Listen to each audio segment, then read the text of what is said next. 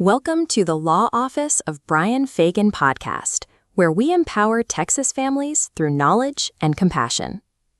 Today, we're tackling a question that keeps a lot of people up at night.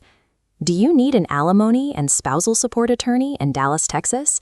And how does support actually work under state law? If you are basing your expectations on movies or how divorces work in other states, you are in for a shock. Texas does not have traditional alimony. We have a completely different, strict system known as spousal maintenance. There are really two distinct paths here. The first is court-ordered spousal maintenance, which is heavily restricted by state statute. The second is contractual alimony. This is a flexible, voluntary private agreement that spouses negotiate between themselves as part of a settlement. A Dallas spousal support attorney plays a critical role in navigating this landscape. They evaluate whether you actually qualify for a court order under the strict state guidelines, draft airtight private agreements if you opt to negotiate, and aggressively protect your financial interests in the courtroom. Surviving a Texas divorce financially requires knowing exactly which of these two paths you are walking down. Relying on assumptions imported from outside of the state is a dangerous financial mistake. This graphic shows what we call the eligibility filter. Texas Family Code Chapter 8 is specifically designed as a funnel to weed out unqualified applicants. Everyone must pass this first barrier. The requesting spouse has to prove they lack sufficient property, even after receiving their share of the marital estate, to meet their minimum reasonable needs. This means basic survival expenses like rent, utilities, and groceries. Once through that initial barrier, you must hit one of 4 specific triggers. The first trigger requires that the marriage lasted at least 10 years, combined with the spouse's documented inability to earn sufficient income to support themselves.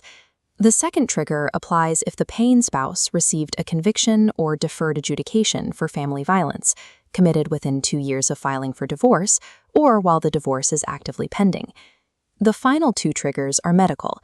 The requesting spouse must either have an incapacitating physical or mental disability, or they must be the primary custodian of a disabled child of the marriage, requiring substantial care that prevents steady employment. Because a spouse must clear the initial financial threshold and at least one of those specific triggers, obtaining maintenance in Dallas is an uphill battle. It is reserved for genuine financial necessity, not for preserving a marital standard of living. If you're searching for an alimony and spousal support attorney in Dallas, Texas, because your financial future is at stake, visit brianfagan.com or schedule a confidential consultation with our team. This chart highlights the absolute statutory limits on payment amounts. Texas caps maintenance at $5,000 per month, or 20% of the paying spouse's gross monthly income, and the law mandates the court select whichever number is less.